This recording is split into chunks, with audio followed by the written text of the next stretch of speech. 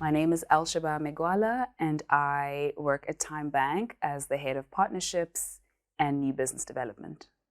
In this conversation, we will explore how to think about scale when you're approaching investors.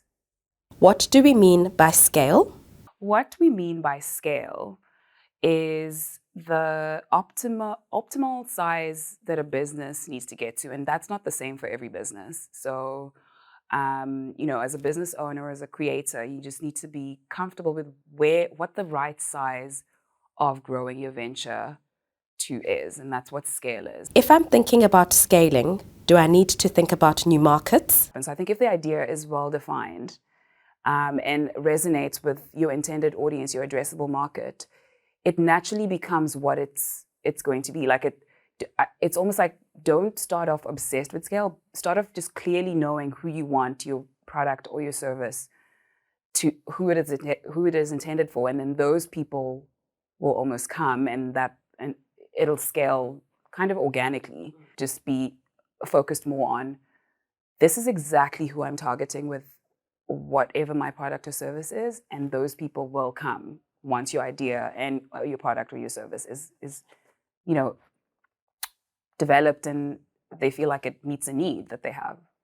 When talking to an investor, how far into the future should my projections go? So it's a tough question to answer because there's different types of investors, but you'd need to first understand which investor you're speaking to. If you're speaking to maybe like an early-ish stage, but not quite the angel family and friends, they have much longer investment horizon typically, because if you're investing in a brand new idea, you know that you're going to give it time. So it really depends on which investor you're talking to. How do I show an investor that I understand what is needed for my business to scale? How you demonstrate to your potential investor that you know what to do in order to get your business to where you promise or you positing that it will get to is just really know your business. There's nobody who will know your business better than you, which is not to say investors are sophisticated people, because they probably speak to a lot of potential investees. And it's nice because investors are looking for places to invest, and founders or business owners are looking for people to. So there's a natural ecosystem, but because there's so many people, an investor will very easily tell founders who live, breathe their businesses and can really just answer every single aspect of whatever questions they have from those who don't. So I think the focus really should be on just have it well defined for yourself. Have a very clear, and founders or business people with ideas are visionary anyway. They have, you are able to see a gap or find the opportunity and see where you are the one who is able to say, this is where this business will go. And if you can get help, just making sure you can articulate each of those things, and it'll be, I think, more than anything, it's just naturally human to, if you're going to believe the person who just sounds authentic and they sound like they know exactly every single aspect of what they're talking about because it's theirs, rather than don't try and answer questions you think the investor wants to hear. What are the key metrics I need to have when addressing scale with an investor? Key metrics would be obviously revenue. I mean, at the end of the day, you are creating a marketplace. You're either, selling a service or a product. You need to know that, okay, my addressable market is 100 people, for argument's sake. My service will cost or will cost me whatever, but I can confidently charge, because I've done some testing, I've tested it out. I can charge $1 for whatever it is I'm selling. So, in that first, so just break it down into very tangible, units. So if you, and that will entail you having done obviously the background work to test that kind of market. So I think at the very least, have an idea of how much revenue you'll make. That's the top line. That's without, you don't need to worry about profit just yet, because that's kind of unpredictable. Earlier stage businesses have way more expenses than they do revenue. Investors, in fact, there's very famous companies in the world today that still have not broken even, like, Uber.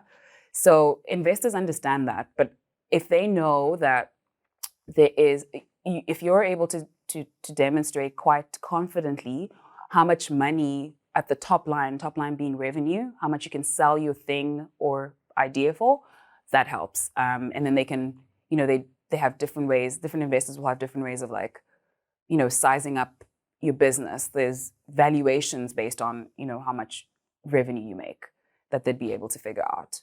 So at least have the top line. Who in the team is most appropriate to share the vision of scale?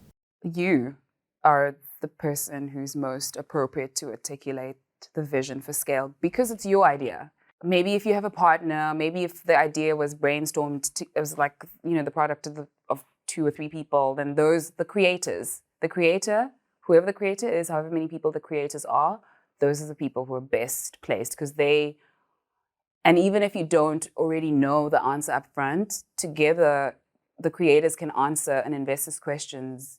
Yeah, like if an investor asks probing questions to get to that answer, the person who's come up with the idea, who's got that vision, will be able to answer that. Like, yeah, don't delegate that to anybody else. What is the role of IP in scaling? The better way to think about it is like, how can you uniquely address the need you're trying to address? And then what protects your IP is inherent in your business or is built into your business. It's like if you're doing something a lot better, then there's always going to be competition. You'll be hard pressed to find one idea that doesn't have competitors, but either because you were first, which is a time advantage, or because you can do it cheaper, which is a cost advantage, or because you just do it better in a more socially impactful way, and that the people want to do it that way. So there's going to be elements that make your idea, your business, your product unique, and that's what more you should focus on rather than trying to protect. Don't be on the defense. Like be on the almost offense. Like have whatever it is. Just be.